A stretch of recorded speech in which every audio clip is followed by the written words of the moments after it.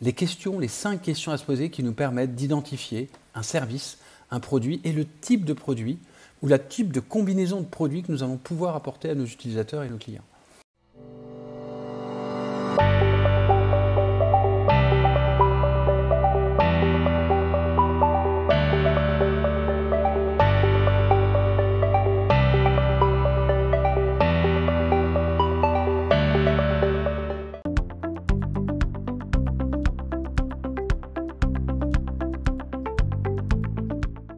Premier outil, celui du produit, du MPF et du MVP. Plein de notions différentes. On va définir les typologies de produits, mais on va aussi parler du Product Market Fit. En fait, ce n'est pas le MPF, c'est le PMF, le Product Market Fit, et le MVP, le Minimum Viable Product. Alors, comment est-ce qu'on identifie ce type de produit, les différents types de maturité de produits, et surtout, comment est-ce qu'on va utiliser un questionnaire, interviewer nos différents clients, utilisateurs, prospects pour définir les caractéristiques de ce produit ou de service. Alors, je vais démarrer en disant, l'agile est né dans le domaine, vous vous rappelez, du développement logiciel. À l'origine, on parlait moins d'apps, on parlait un peu d'Internet, mais c'est surtout dans le domaine du développement logiciel. Donc, l'agile est natif d'une certaine manière sur des produits intangibles qui sont basés sur le digital et sur l'information, comme des applications, comme des sites web et comme des logiciels, qui vont, voire même des progiciels, consister en beaucoup de développement à différents niveaux. Il s'applique aussi extrêmement bien à des concepts de service. Concepts de service, formation, conseil, coaching, mais aussi du service, par exemple, comme du crédit, comme du traitement d'informations, comme les réclamations, comme les incidents. Tout ça, c'est une notion qui n'est pas du pur logiciel. C'est un service qui peut être humain, qui peut être téléphonique. Donc, il y a un peu une combinaison. Ce n'est pas encore du produit physique, mais il y a cette notion de service, de suivi d'informations qui peut beaucoup s'appuyer aussi sur de l'agile. Donc, on étend finalement l'agilité facilement à ce type de produits qui sont des produits de service. Et la troisième dimension des produits, c'est les produits physiques. Le dur, on pourrait dire. Je travaille chez General Electric sur des produits médicaux, des salles cardiovasculaires, c'est un peu comme des scanners, mais avec des technologies différentes. C'est vraiment des produits physiques. Quand on fait de la logistique, c'est aussi des produits physiques. La construction, c'est des produits physiques. Tout ce qui est matériel industriel, voitures, tout ce qui est équipement industriel, ça va être des produits physiques. Alors là, il va falloir appliquer l'agilité de manière progressive. Et nous l'avons vu dans le premier module, nous avons parlé, j'ai présenté cet exemple dans la construction, ça s'applique en fait. C'est-à-dire que le Lean Construction est une forme d'agilité où on va mettre progressivement les différentes parties prenantes, plutôt que de séparer par silo, on va les mettre ensemble. C'est ce qu'on va mettre, une agilité progressive. Et nous verrons dans le prochain module la partie itération, qu'est-ce qu'on entend par progressif. Donc repérer, c'est quoi votre produit? C'est quoi votre service? C'est quoi les applications, les logiciels que vous utilisez? Et aujourd'hui, c'est plus aussi simple qu'avant. Je ne vends pas un service d'électroménager. Quand je vends la machine à laver, je vends aussi un service avec. Et puis je vends aussi une application ou un site web ou un logiciel qui va permettre de faire la commande, de le gérer. Donc c'est souvent un mixte en fait, entre ces trois dimensions. Et on pourrait très bien les séparer. D'ailleurs, dans la plupart des organisations, c'est séparé. Mais en fait, le plus ils vont être liés, le plus ils vont être agiles et interconnectés, le plus vous allez pouvoir apporter de la valeur à vos clients et utilisateurs. Maintenant, voyons comment affiner votre produit et service. Alors, pour avoir suivi sur ces 6-7 dernières années énormément de formations sur l'entrepreneurship, comment développer un minimum viable product, un produit qui a de la qualité, j'ai trouvé parmi tous les outils que j'ai pu voir un qui est spécifiquement pertinent, qui est celui des 5 questions pour affiner et ajuster c'est quoi le produit et le service dont rêvent les clients ou les personnes avec lesquelles j'interagis, que ce soit encore une fois des clients internes ou externes. Ces 5 questions, les voici. Premièrement, c'est une question à poser sur la frustration, la difficulté principale qui est rencontrée par nos clients. Qu'est-ce qui est le plus pénible? Qu'est-ce qui est le plus difficile pour eux? La deuxième question, ça permet d'approfondir, d'alourdir cette difficulté et de la transformer en véritable pain, en véritable douleur, en véritable hurt. Et ça permet de la rendre finalement plus urgente, plus importante, plus critique à résoudre plus rapidement. Si votre difficulté n'est pas résolue à 6, 12, 18 mois, qu'est-ce qui va se passer? C'est un exemple que nous avons vu avec la crise Covid. Si vous n'arrivez pas à relibérer du cash, à régénérer du chiffre d'affaires, à réduire vos coûts de manière drastique, qu'est-ce qui va se passer pour votre business? Mon business risque de fermer. Alors qu'est-ce que vous décidez de faire? Et très rapidement, vous allez pouvoir, avec cette descente, on pourrait dire, dans l'ascenseur émotionnel vers des états émotionnels de plus de crise, plus d'urgence, vous allez pouvoir arriver à, tiens, dans la solution idéale, qu'est-ce que vous aimeriez et qui pourrait résoudre votre problème? Et enfin, ce serait la meilleure manière de résoudre? Quel type de produit, quel type de service, quel type de forme on pourrait répondre? Et enfin, il y a une question un peu bonus, qui est la 5e question. À quelle question clé sur ce sujet-là, sur vos activités, vous aimeriez avoir une réponse? Ça permet d'ouvrir le scan par rapport peut-être à une approche trop fermée qu'on aurait pu faire dans les questions précédentes. Cette enquête, je vous invite à l'avoir au téléphone, à échanger avec des personnes lorsque vous les rencontrez. Maintenant, on peut les retrouver à nouveau, peut-être aussi en digital, ou faire une enquête en ligne, voire de mélanger les deux. Et c'est ce que j'ai fait, notamment sur mes propres activités dans le lean et dans l'agilité, en rencontrant des managers, des dirigeants, en leur posant ces questions. C'est quoi la plus grande difficulté, la plus grande frustration que vous avez? Alors maintenant, décomposons ces 5 étapes. Les 2 premières étapes, voire même les 3 premières étapes sont fondamentales. Le but des 2 premières étapes, c'est d'appuyer sur la douleur, de vraiment faire que la personne s'y connecte et l'approfondisse. Voici un exemple. Dans les questionnaires que j'ai pu poser, des retours que j'ai eus. C'est quoi la principale frustration que vous avez en tant que manager, en tant que dirigeant? Je manque de temps. Mon équipe est désalignée. Je subis la politique d'entreprise. En d'autres termes, j'ai peu de marge de manœuvre. Et si cette difficulté perdure, 2e question, c'est quoi les impacts pour vous à moyen terme, 6, 12, 18 mois? Perte de performance, sentiment d'impuissance, réunion démotivante, inefficace, mon énergie va baisser, renoncement, démission. Vous voyez, quand je le dis, finalement, la personne va presque le vivre et va se dire « mais c'est pas possible, je ne peux pas continuer à supporter ça ». D'où l'intérêt de la 3e question qui arrive après. Par rapport à cette situation qui pourrait empirer si vous ne faites rien, qu'est-ce que vous aimeriez comme réponse? Et là, les personnes ont souvent ce déclic en se disant « ah, j'aimerais avoir plus de responsabilités, de la satisfaction, des équipes qui prennent en main les sujets et une vision et un alignement de l'entreprise ». Vous avez déjà dans ces 3 questions le principal. C'est qu'est-ce qui pourrait répondre en fait aux enjeux les plus importants des personnes à qui vous posez cette enquête. Et évidemment, vos clients internes de vos services, si vous êtes manager, ça peut être votre équipe.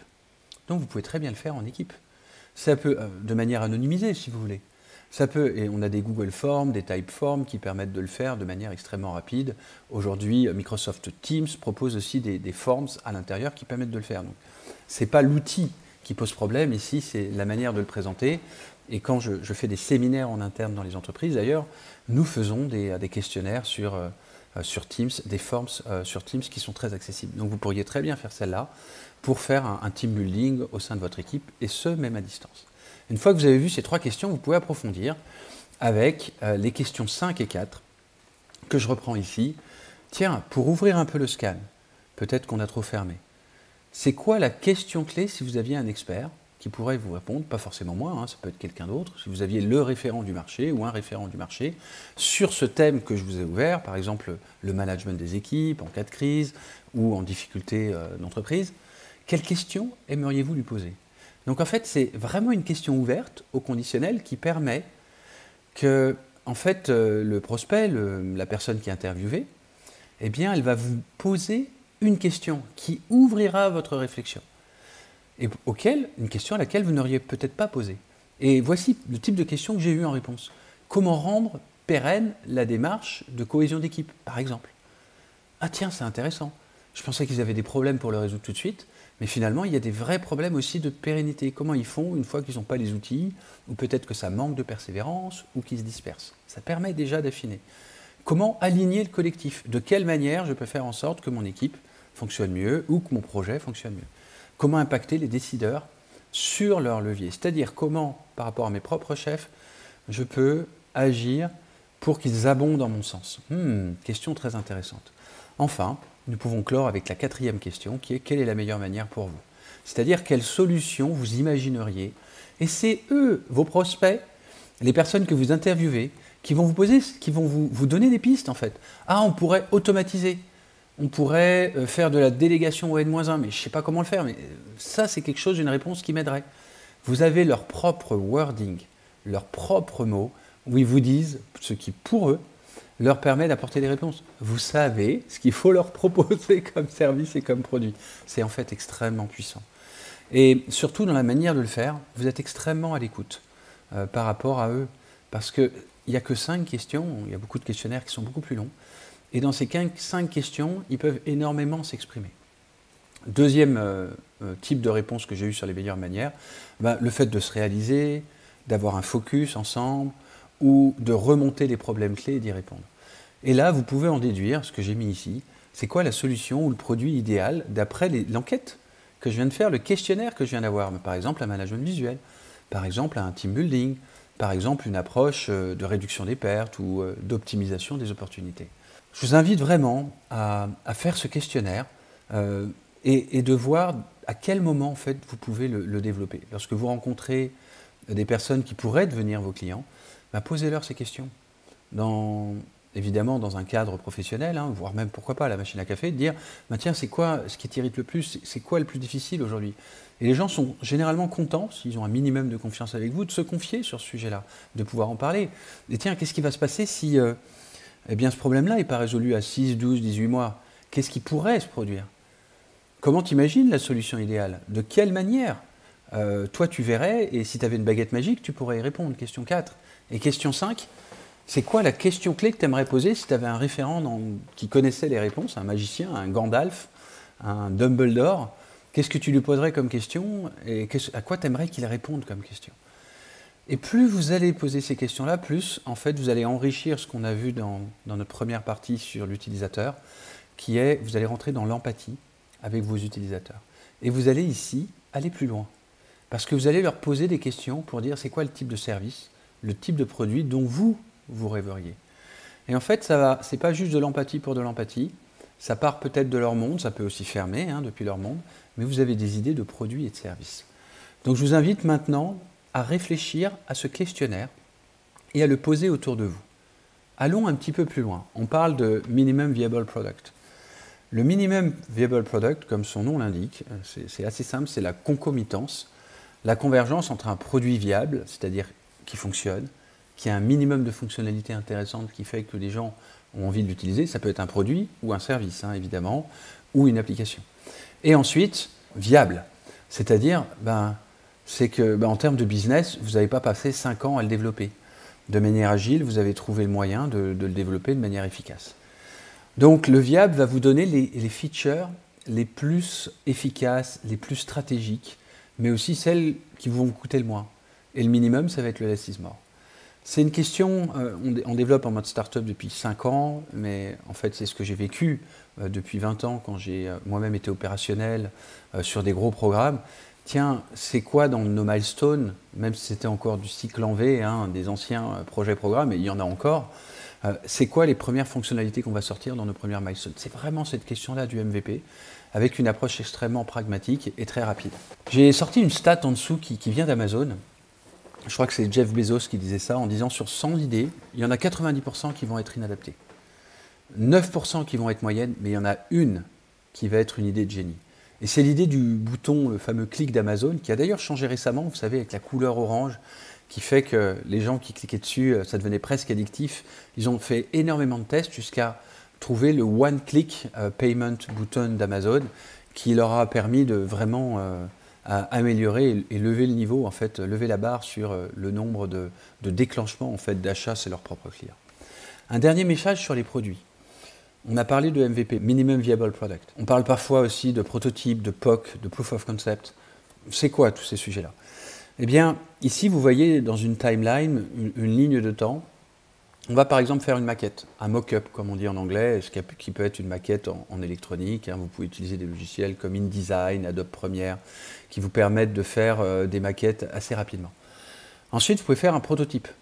C'est-à-dire un prototype, il y a de plus en plus de solutions de prototypes qui arrivent avec des développements, par exemple no-code ou low-code, qui sont en fait des plateformes qui vous permettent d'assembler des parties qui sont déjà assez visuelles et faciles à faire.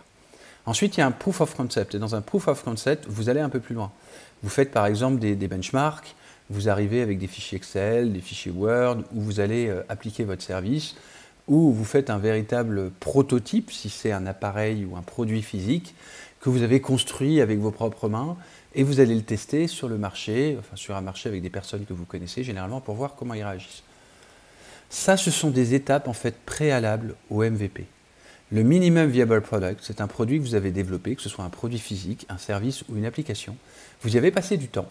Vous avez fait des devs, peut-être 3 mois, 6 mois, 1 an, ou des prototypes que vous avez testés physiquement, et là, vous le mettez sur un segment de marché. Donc, ce n'est pas la même chose qu'un prototype, ce n'est pas la même chose qu'un proof of concept. Ça va plus loin. Il se vend déjà, en fait, le MVP. Et ensuite, vous avez des évolutions où vous allez pouvoir mettre en place les fameuses approches agiles, notamment, ou plutôt Lean Startup, pourrait-on dire, de startup de pivot. Le Minimum Viable Product, les 5 questions, le questionnaire. Je vous invite vraiment à faire ce questionnaire et l'appliquer.